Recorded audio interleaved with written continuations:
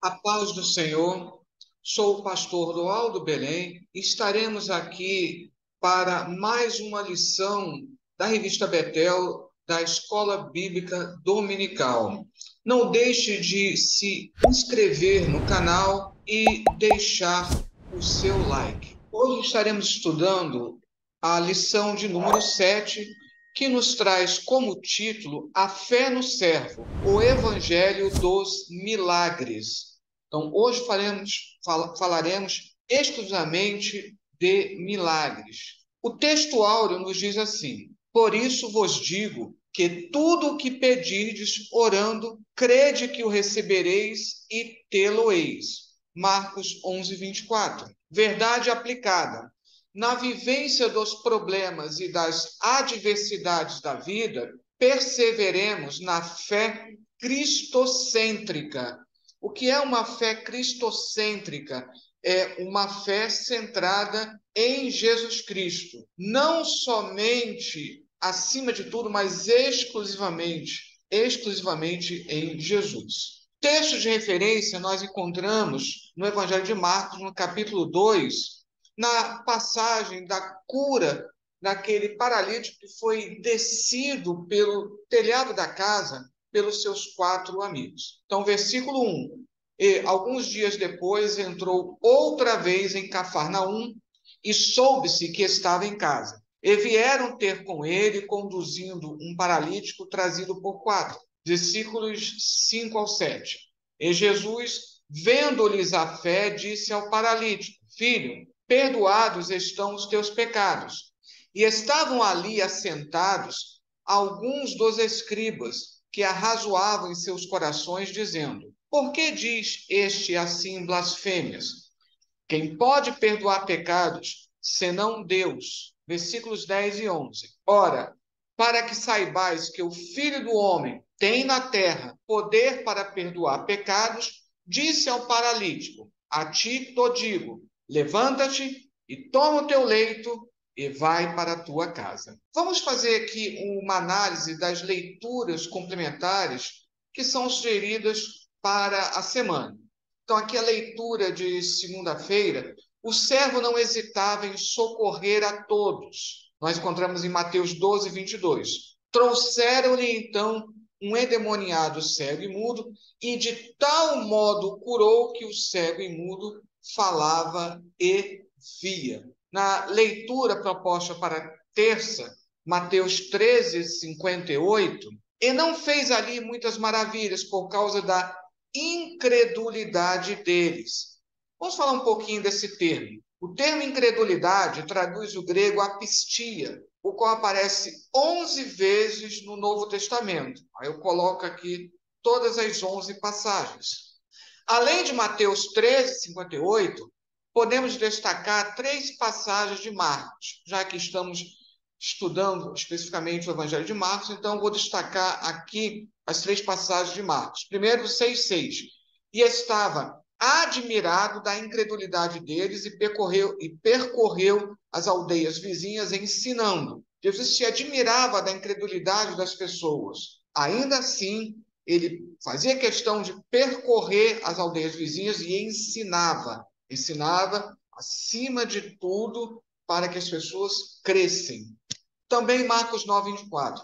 E logo o pai do menino, clamando com lágrimas, disse: Eu creio, Senhor, ajuda a minha incredulidade. Então Jesus, na passagem anterior, ele se espantou pela incredulidade, mas ele não está chamando a atenção exclusivamente da falta de fé, mas a falta de vontade de desenvolver essa fé. Aqui esse pai, ele apresenta uma incredulidade, mas ele, em lágrimas, pede para que Jesus o ajude. Ainda Marcos 16, 14, lá no final do Evangelho. Finalmente apareceu aos 11, estando eles assentados juntamente, e lançou-lhes em rosto a sua incredulidade e dureza de coração, por não haverem crido nos que o tinham visto já ressuscitado. Essa passagem chama atenção especialmente porque aqui a incredulidade está sendo manifestada pelos discípulos que não somente presenciaram todo o ministério de Jesus como manifestar aqui uma incredulidade, tendo já visto Jesus ressuscitado. A leitura agora proposta para a quarta. Para o servo não há nada impossível. E Jesus, olhando para eles, disse-lhes: aos homens é isso impossível, mas a Deus tudo é possível. O termo grego adínatos aparece 10 vezes no Novo Testamento como impossível, como nós podemos verificar em todas essas passagens aqui, na maioria das passagens, né? Mas ela aparece lá em Atos 14:8 para destacar o aleijado, ou seja, aquele que é incapaz. E ainda fala de fraqueza e incapacidade em Romanos 15:1. A leitura proposta para a quinta: os milagres do servo foram dos mais diversos. É o que nós encontramos lá em João 2:11. Jesus principiou assim os seus sinais em Caná da Galileia e manifestou a sua glória, e seus discípulos creram nele. Aqui, Almeida Corrigida traduz por um termo só, principiar, quando no grego nós temos epoiese arquém, literalmente, fez o princípio. Isso aqui está trazendo toda a temática da criação pelo verbo poiel e ainda pela palavra arken, essa segunda palavra que aparece aqui no grego, remete ao início do próprio evangelho, que também tem um tom criacional, quando diz assim, que no princípio era o verbo. Leitura proposta para a sexta. Jesus realizou grandes milagres entre o povo. Vendo, pois, aqueles homens o milagre que Jesus tinha feito, diziam: este é verdadeiramente o profeta que devia vir ao mundo. Milagre em João 6,14 traduz o grego semeion, sinal, abundante nesse evangelho. São 17 ocorrências dentre as 77 de todo o Novo Testamento. Pode-se dizer até que semeiam é quase que um termo característico do Evangelho de João. E que aparece em 6 passagens do Evangelho de Marcos. Lá no capítulo 8, versículos 11 e 12, no capítulo 13, versículos 4 e 22, e no capítulo 16, versículos 17 e 20.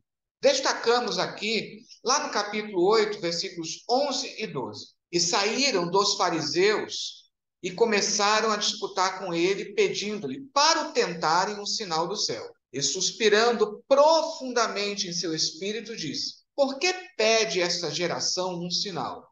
Em verdade vos digo que a esta geração não se dará sinal algum. O termo grego anastenazo traduz suspirar profundamente, registrado em todo o Novo Testamento, unicamente aqui em Marcos 8:12. Pedir ainda outro sinal era claramente um insulto. Implicava que os milagres já realizados não eram suficientes como credenciais de sua natureza messiânica. Não é de admirar que Jesus tenha recebido o pedido com um profundo suspiro em seu espírito, como se Jesus, humanamente falando, estivesse manifestando a sua falta de paciência, podemos dizer assim. Leitura proposta para o sábado. O milagre serve para ajudar a crer no servo. Está lá em Atos 2:22. Varões israelitas, escutai estas palavras. A Jesus Nazareno, varão aprovado por Deus entre vós, com maravilhas, prodígios e sinais, que Deus por ele fez no meio de vós, como vós mesmos bem sabeis. Nota que são 3 termos que aparecem aqui. E aqui eu coloquei a correspondência dos termos gregos. Maravilhas traduz dinamis, prodígios teras e sinais semeion, que nós já vimos. Dinamis, literalmente, é poder, capacidade. Daí maravilha. O poder que opera maravilhas, uma proeza que exibe capacidade de atuar poderosamente. Um termo que aparece 119 vezes em 115 versículos, traduzido como milagre na Almeida Corrigida em Marcos 9:39. Jesus, porém, disse: não lhe proibais, porque ninguém há que faça milagre em meu nome e possa logo falar mal de mim. Então, aqui está falando, no original grego, de maravilha. Qual é a diferença entre o milagre em si? Aqui, Dinamis é uma manifestação do poder de Deus. Ainda sobre o termo teras, que é traduzido como prodígio, ou seja, algo que causa admiração, algo que impressiona por sua associação transcendente. Aparece 16 vezes, todo o Novo Testamento, e geralmente junto com o termo sêmeno, sinal, como está lá em Marcos 13, 22. 13, 22. Porque se levantarão falsos cristos e falsos profetas e farão sinais e prodígios para enganarem, se for possível, até os escolhidos. Então, observe, voltando aqui, dinamis, poder exclusivamente para mostrar o poder de Deus. Teras é um prodígio que tem uma proposta evangelística de atrair as pessoas para Cristo. E assim, os sinais, os milagres, eles comprovam o poder de Deus e ainda trazem um alívio para todos aqueles que necessitam do milagre. Motivo de oração. Ore para que o Senhor resolva as causas impossíveis. Introdução. Veremos na presente lição o poder e a compaixão do servo demonstrados na operação de milagres, assim como a relevância da fé cristocêntrica, que se expressa no clamor, na busca, submissão e perseverança por parte dos necessitados. Tópico 1. A fé no servo e as suas consequências. Subtópico 1.1. Os amigos do paralítico demonstram fé no servo. Ora, atravessar o teto. O teto das casas geralmente era plano. Tinha vigas transversais com pilares, cobertas com vegetação, galhos de árvores, etc. E, no topo de tudo isso, uma manta grossa de barro ou argila misturada com palha de ferro. Tal cobertura não era difícil de ser desfeita. Daí a palavra usada no original, que pode ser traduzida como eles descobriram a cobertura. A pestegassem, stegam, poderia ainda ser destelhar um telhado, uma coisa assim. A redação de Marcos segue o costume palestinense. Lembre dos espias escondidos no telhado, lá em Josué 2. Já Lucas 5,19 colocou telhas para que pudesse ser compreendido pelos gregos, mas não havia exatamente telha, como nós imaginamos. Então, não era difícil descobrir aquilo. Portanto, o ato realmente difícil que demonstrou a fé desses homens foi chegar até o topo e descer aquele paralítico até Jesus. Se a casa onde as pessoas estavam reunidas tinha uma escada externa, então foi por ali que essas pessoas e a sua preciosa carga alcançaram o telhado. Se a casa, porém, não tinha tal escada externa, mas sim a casa vizinha, então, tendo chegado ao telhado da casa adjacente, essas pessoas conseguiram atravessar de telhado em telhado e chegar ao lugar onde Jesus estava pregando ao povo. Ou seja, de qualquer maneira, eles tiveram uma grande dificuldade para chegar ao topo, mas não mediram esforços para ver aquele paralítico sendo curado, para ver a possibilidade desse paralítico ser curado. A habitação é típica, possui teto de barro, que explica por que os que carregavam o paralítico puderam abrir uma abertura nele.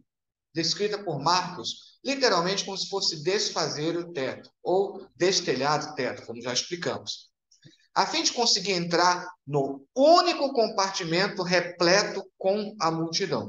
Já a padiola, crábatos, onde o paralítico jazia, é latinismo usado para descrever o leito ou colchão de pobre, às vezes cama portátil usada por soldados. Essa é a opinião de Myers, mas não se coloca exatamente como se fosse um latinismo.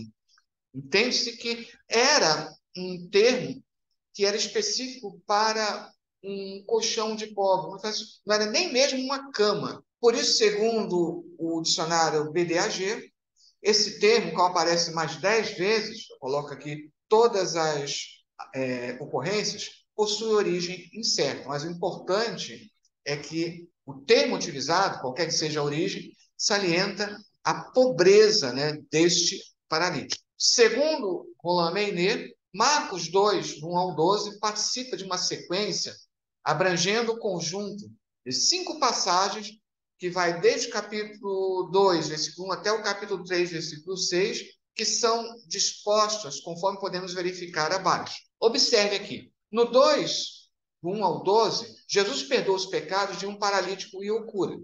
Aí depois, Jesus chama Levi e come com os pecadores. Lá no capítulo 2, versículos 13 ao 17. No centro, aquela famosa passagem que fala do vinho novo em odres novos. Capítulo 2, versículo 18 ao 22. Eu sempre deixo aqui um link com uma playlist que eu tenho no meu canal no YouTube. E aí, num dos vídeos, eu comento essa passagem aqui do capítulo 2, versículo 18 ao 22, minuciosamente. Ajuda até a complementar esse estudo. Depois, no sábado, os discípulos de Jesus arrancam espinhos. Capítulo 2, versículo 23 ao 28. E, finalizando, no sábado, Jesus cura um homem com mão paralisada. Capítulo 3, versículo 1 ao 6. Observe. Jesus perdoa os pecados de um paralítico, ou seja, está com os pés paralisados e o cura. Olha a linha. No sábado, Jesus cura um homem com mão paralisada. Observe aqui B. Jesus chama Levi e come com os pecadores. Agora veja, Belinha, no sábado os discípulos de Jesus arrancam espigas para comer. E tudo isso tem no centro a grande mensagem, ao vinho novo, odres novos. 1.2, subtópico 1.2. Um dos principais da sinagoga demonstrou fé no servo. Jairo é descrito especificamente como arquissinogagos, presidente da sinagoga, lá em Marcos 5:22. Ele também é descrito como arcon tes sinagogues, chefe da sinagoga, lá em Lucas 8:41. E simplesmente como arcon, chefe principal, em Mateus 9:18. Se muitas das curas efetuadas envolvem anônimos, mais importante é que, como acontece lá no caso anterior, em Marcos 2:1, este é nomeado pela sua posição de destaque como importante figura religiosa. Ele não é anônimo, ele é descrito pelo seu nome e ainda se fala da posição de destaque que ele possui, com grande responsabilidade na sinagoga. Não obstante, essa posição não foi suficiente para ver sua filha curada. Demonstrando que Jesus atende a todos, antes de chegar à casa de Jairo, cura uma mulher anônima, que apesar de anônima, ela já fora rica, mas que empobreceu, pois gasta todos os seus bens para obter alívio do seu fluxo de sangue. Assim, Jesus atenderá 2 filhas, sem acepção alguma. Jesus, não, pelo fato daquele ser o principal da sinagoga, ele não vai dar preferência a ele. Ele não vai deixar de atender uma mulher que está impura, que nem poderia tocar em Jesus, mas não deixa de atendê-la, porque Jesus quer curar a todos. Jesus quer aliviar a todos, sejam grandes, pequenos. Agora, é interessante, note como as duas histórias estão entrelaçadas pelo número 12. Ou seja, essa mulher, ela sofre há 12 anos. Há 12 anos começou o seu tormento. E agora, graças a Jesus, ela vê o seu tormento terminar. A filha de Jairo tem 12 anos. Há 12 anos atrás começou a grande alegria da família. E agora começa uma grande tristeza, uma grande aflição, porque quando Jesus chega na casa, informam a Jairo que a sua filha já se encontra morta. E mesmo assim, não é obstáculo para que Jesus demonstre o seu poder. Ele ressuscita aquela filha, que é descrita em Marcos, que ela não tem nome, apesar de ser filha de alguém muito conhecido, ela não tem nome. Talita significa simplesmente, em aramaico, menina. Então, Talita não é o nome dela. Subtópico 1.3. Uma estrangeira demonstrou fé no servo. Passamos agora a uma sequência de curas no ciclo gentílico, que começa agora aqui no capítulo 7.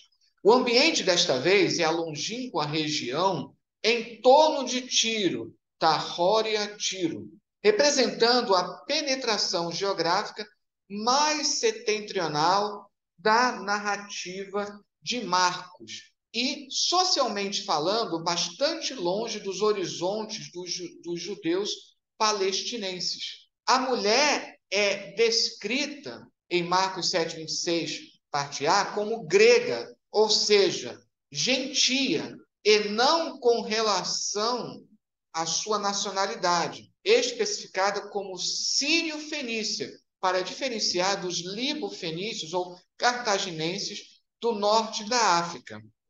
Já no relato de Mateus 15:22, que é o relato paralelo, é descrita genericamente como cananeia, como referência ao nome usado no Antigo Testamento. Lembramos, portanto, aqui a preocupação de Mateus em provar que Jesus está cumprindo todas as profecias e expectativas no Antigo Testamento. Desejando que sua filha fosse liberta de um demônio, esta mulher recebe uma resposta aparentemente dura da parte de Jesus.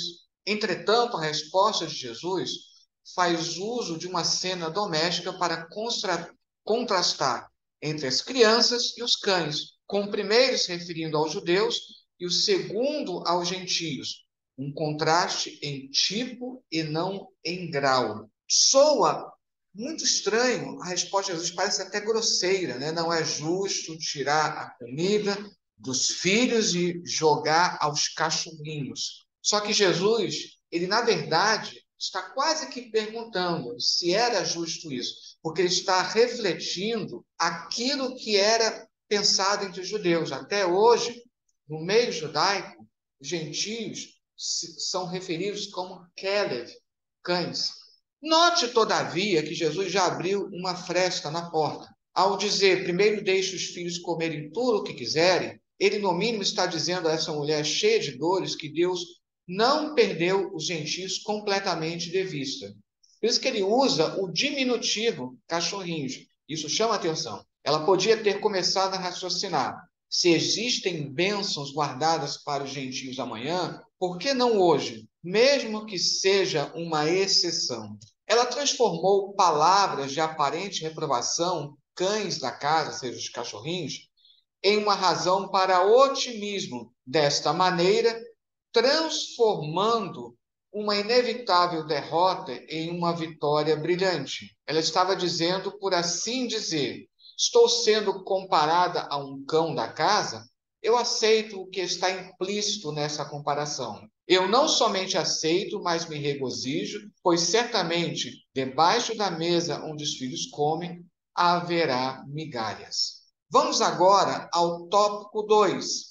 Recorrer ao servo é vivenciar milagres. Subtópico 2.1. Recorreram a Jesus pela cura da sogra de Pedro. A cura aqui corresponde à percepção na antiguidade da febre como uma doença em si, em vez de um sintoma de uma doença, como hoje nós sabemos. Não adianta, existe a questão dos antitérmicos, né, como dipirona e outros, que aliviam o sintoma da febre, mas não se pode atacar a febre se não se atacar o que está provocando a febre. Hoje nós sabemos que a febre é um indício de que há algo errado no seu organismo. E alguns até não dão muito atenção à febre. Mas, se a febre parece algo não muito digno de atenção, Jesus deu toda a sua atenção. Ou seja, Jesus não ministra apenas nos lugares de adoração. Ele vai com seus discípulos até suas casas,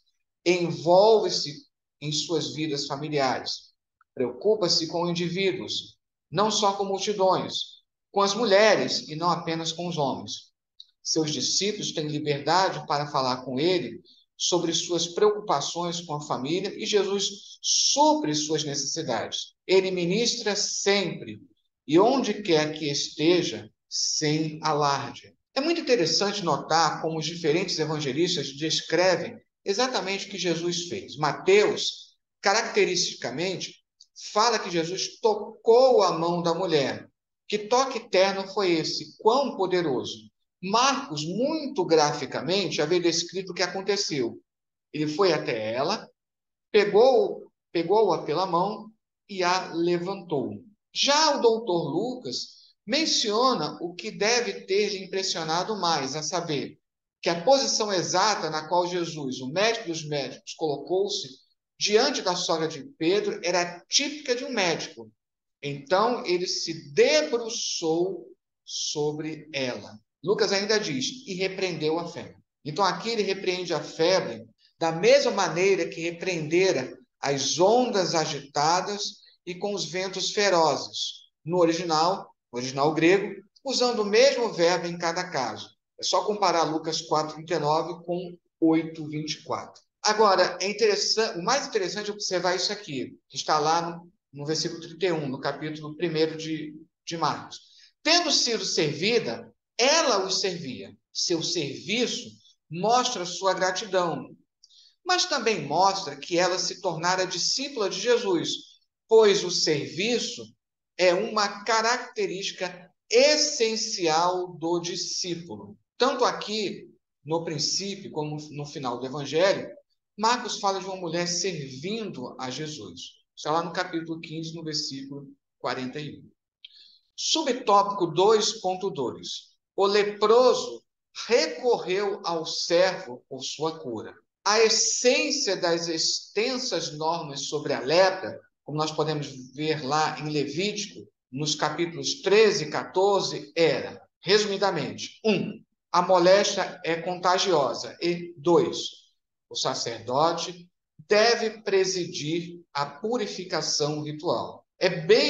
Precisamos salientar que muitos comentaristas salientam que lepra aqui talvez seja um termo mais abrangente para qualquer doença de pele, até mesmo uma psoríase, que hoje sabemos que não é contagiosa, mas na época bíblica não se tinha essa distinção. Então, o importante é que, por ser uma doença, a lepra, sendo uma doença contagiosa, nessa época não tinha cura, como hoje tem, e sendo uma lepra num estágio avançado, fazia com que a pessoa fosse perdendo as partes do seu corpo. Por isso que pessoa com lepra era temida, se afastava do convívio social, como até o próprio texto levítico recomenda. Agora, ambos os princípios são desafiados nesse episódio aqui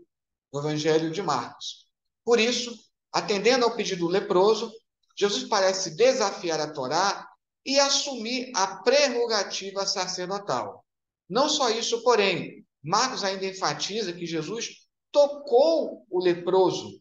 Jesus não quer que o homem torne público como e por quem ele foi purificado. Isso pode ter, aqui está dizendo, as razões ou razão para essa proibição não nos foram reveladas. Mas eu quero salientar, como já mostrei em outros vídeos, que provavelmente Marcos está aqui abordando a questão do chamado segredo messiânico, que Jesus deve ser revelado paulatinamente, apenas e tão somente pela fé. Talvez uma razão fosse que o mestre queria ser conhecido como aquele que traz as boas novas, mais do que como um fazedor de milagres. É, afinal, a palavra, a mensagem que, aplicada ao coração do homem pelo Espírito Santo, salva. O leproso parece consciente de que sua aproximação de Jesus, não o sacerdote, era em si violação do sistema simbólico, que é o que o faz dar a Jesus o motivo de se recusar a atendê-lo.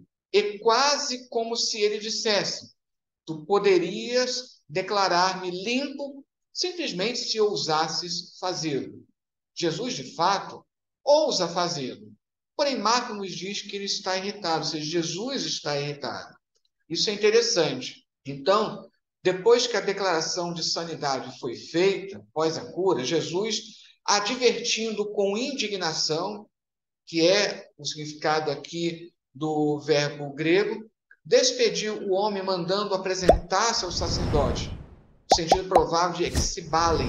Mas é interessante que exibalen é um verbo que significa expulsar. Então, aqui é como se Jesus tivesse pressa de tirá-lo dali da sua presença, parece que está irritado. Aparentemente, se você ler rapidamente, parece que está irritado com aquele que agora foi curado da sua lepra. Como podemos harmonizar essas emoções fortes? Elas só têm sentido se o homem já houvesse estado com o sacerdote, que por alguma razão haviam rejeitado sua petição. Ou seja, uma vez que Jesus se mostrou profundamente compadecido no versículo 41, e não está irritado com o leproso, melhor dizendo, o ex-leproso, no versículo 43, e sim com os sacerdotes que aparentemente não demonstraram o cuidado e atenção que deveriam evidenciar a um aflito. É como se Jesus estivesse dizendo: sai logo daqui e vai te mostrar a esses sacerdotes que deveriam ter dado uma atenção a você. Uma coisa deve ficar bem clara: Jesus não desfavorecia ninguém por ser um leproso, nem por ser cego, surdo, etc., como provavelmente aconteceu com esse leproso por parte dos sacerdotes. Ele veio ao mundo para ajudar, curar e salvar. O julgamento sem misericórdia e severo daqueles que associavam as aflições físicas de uma pessoa a uma impiedade específica da pessoa assim afligida, como se fosse necessariamente uma lepra moral, era condenado por ele em termos bem claros. Vamos lembrar que uma das premissas do livro de Jó é: por que o justo sofre? Agora, mais importante do que tentar responder isso, que na verdade o livro de Jó chega ao final sem responder isso, é mostrar que aqueles três amigos de Jó insinuam que Jó estava sofrendo, provavelmente por causa de um pecado específico dele. Entretanto, o próprio Deus dá testemunho de Jó. Então, nem sempre nós sofremos em decorrência de um pecado específico. Ou seja, devemos lembrar que nós não podemos julgar para não sermos julgados, como está bem salientado lá em Mateus 7:1. Que, aliás, eu costumo dizer que aparentemente é um dos versículos mais difíceis de serem seguidos. Subtópico 2.3. O cego Bartimeu recorreu ao servo por sua cura. Deixa eu só salientar aqui uma coisa. Bartimeu não é o nome do cego, pois significa simplesmente filho de Timeu. Bar, no aramaico, quer dizer filho. Então, Bartimeu, filho de Timeu. Então, na sequência, Marcos explica isso porque ele usa muitas expressões aramaicas e depois traduz no grego. Portanto, é alguém anônimo, do qual sabemos unicamente o nome do pai. Alguém, portanto, sem eira nem beira. A Jericó dos dias de Jesus e as ruínas dos dias de hoje estão um pouco ao sul da Jericó do Antigo Testamento. A cidade que Marcos menciona aqui no capítulo 10, versículo 46, estava localizada 24 quilômetros a nordeste de Jerusalém. Como Jerusalém estava a cerca de 1.000 metros de altitude acima de Jericó, esse fato ajuda a explicar Lucas 10:30. Um certo homem estava descendo de Jerusalém para Jericó. Herodes o Grande, aquele mesmo que ordenou a matança dos inocentes lá em Mateus 2, e mais tarde também Arquelau, seu filho, fortaleceu e embelezou essa cidade, dando-lhe um anfiteatro, vilas e banhos, mas toda essa imponência, riqueza, opulência da Jericó dos tempos de Jesus nada dizia a respeito de um cego anônimo, que nem podia então ver tudo isso. E o pior, o qual jazia sentado à beira do caminho, mendigando, enquanto muitos aí desfrutavam da riqueza. Observem as perguntas similares feitas por Jesus, primeiramente aos discípulos: que quereis que vos faça? Lá no capítulo 10, versículo 36. que desejavam um lugar de destaque, e a efetuada ao cego. Que quereis que vos faça? Aqui no capítulo 10, versículo 51, parte A. O qual responde não desejar nenhuma posição, mas, acima de tudo, que torne a ver. Rina anablepso. Ou seja, isso dá a entender que aqui, esse cego, ele não nasceu cego. Ele se tornou cego em algum momento da sua vida, como está bem explícito lá na Almeida atualizada. Essa comparação é interessante. Jesus faz a mesma pergunta. Os discípulos querem apenas uma posição. Já esse cego, ele não quer nenhuma posição. Ele quer apenas voltar a enxergar, tornar a ver. Isso mostra que os discípulos estavam sofrendo com aquele pedido a Jesus de uma cegueira espiritual. É bem interessante isso. Vamos agora ao tópico 3. A fé no servo nos mantém firmes. Subtópico 3.1. A fé no servo realiza o impossível. Se o exorcismo de Jesus, feito em benefício da filha da mulher Ciro-Fenícia, sugere que o reino arraiou entre os gentios, a narrativa seguinte de cura confirma, sem deixar sombra de dúvida, a viagem de Jesus da região de Tiro para a região da Decápole, lá no capítulo 7, versículo 31, apresenta itinerário que muitos comentadores consideram improvável. Embora Lang observe que, na verdade, havia uma estrada de Sidônia para Damasco pela margem oriental do Mar da Galileia, estrada que deve ter sido percorrida pelos missionários cristãos primitivos. Em todo caso, a finalidade da narrativa da viagem é abranger simbolicamente toda a vizinhança em torno da Galileia. Agora, observem esse mapa aqui. Lembrando que Decápolis, 10 cidades, era uma região abrangente. Observem pelo mapa como Tiro e Sidom, que até não está aparecendo aqui no mapa, né, tem uma certa distância do Mar da Galileia. Por isso, o mais importante, que dá para ver por esse mapa, é que ele retornou da área abrangendo Tiro e Sidom e retornou longe para perto do Mar da Galileia. Jesus, ele não media esforços para poder pregar o evangelho. Jesus ali encontra um homem incapaz de se comunicar verbalmente. Então, sequer ele pode pedir para ser ajudado. Foi trazido por desconhecidos eles, que suplicam a Jesus, ou seja, suplicam por ele, que impõe as suas mãos sobre o homem.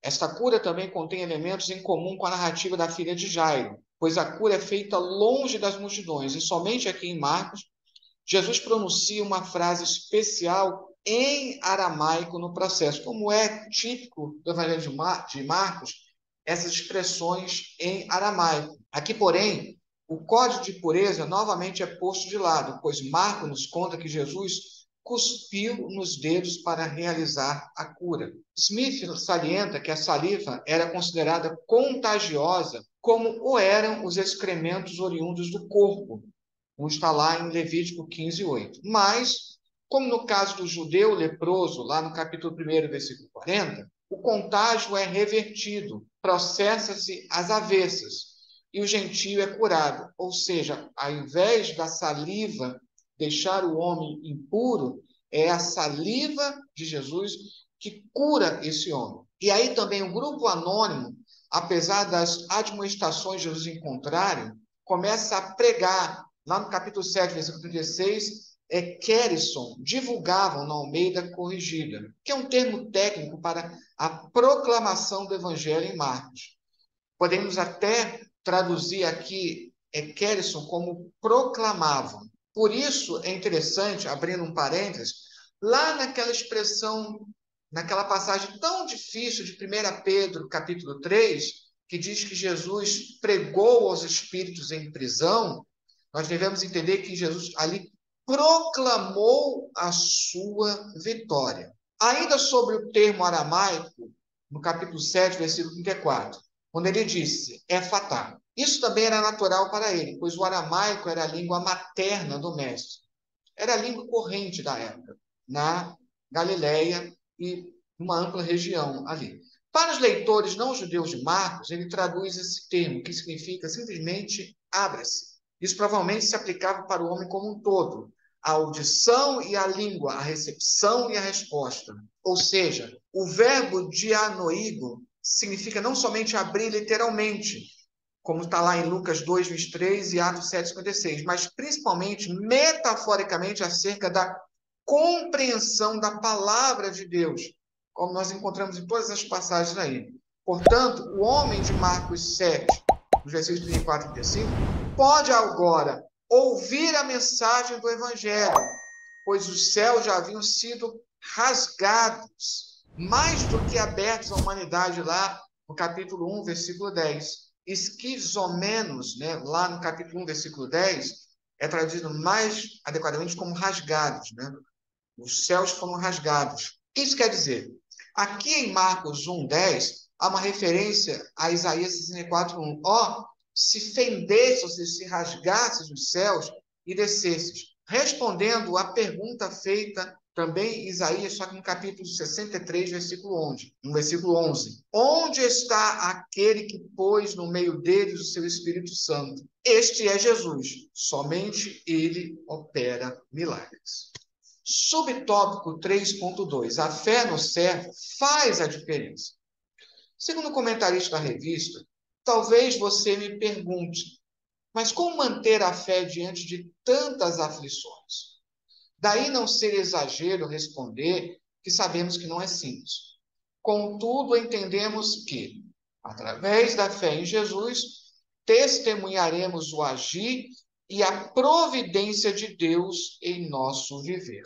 Por isso, em Marcos 11, 22, onde você lê, tem de fé em Deus, o genitivo objetivo teu, como aparece também em Romanos 3, 22, 26 e Gálatas 2, 26. Esse genitivo objetivo faz com que teríamos como tradução literal tem de fé de, ou seja, pertencente a Deus, como se Deus tivesse uma fé. Só que, obviamente, não é a questão aqui, porque a fé tem que ser direcionada a Deus. Seria até uma blasfêmia você dizer que Deus possui fé, quando a fé sempre tem que ser direcionada a Deus. Mas aqui, esse uso do genitivo objetivo, pelo qual você poderia traduzir literalmente tem de fé de Deus, é para salientar uma fé íntima e sumamente arraigada na fonte suprema, que é Deus. Então, por isso que não cabe aqui você traduzir fé de Deus, como alguns já tentaram. Aqui é uma fé intimamente ligada a Deus. Tão ligada que por isso que é chamada, né, no grego, fé de Deus. Mas é um genitivo objetivo. Agora aqui, de Hendrickson, uma apreciação sobre fé que é bem poética e eu achei importante trazer aqui. Por isso a fé é a janela da alma através da qual o amor de Deus se derrama, a mão aberta pela qual o homem se chega a Deus, o doador, o acoplamento que liga o trem humano à locomotiva de Deus, e o tronco de uma árvore cujas raízes são a graça e cujos frutos são as boas obras. Dando continuidade aqui, subtópico 3.3 agora. A fé no servo produz milagres.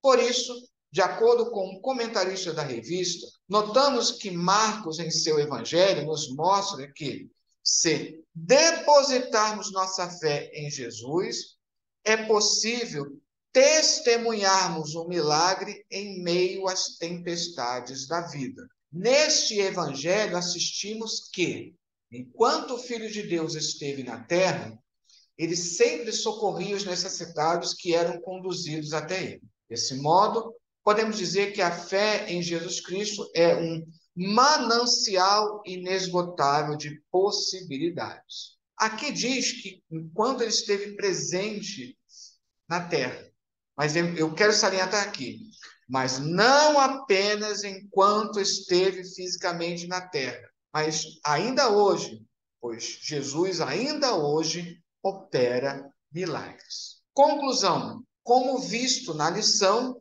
o milagroso agir do servo está intimamente relacionado ao exercício de seu ministério, porque seus milagres são a confirmação de sua divindade e o testemunho do cumprimento das promessas de Deus para o seu povo. E aqui trago a bibliografia, deixarei aqui no link disponível os slides, e aqui a bibliografia pela qual vocês podem consultar aqui. Que Deus mais uma vez abençoe.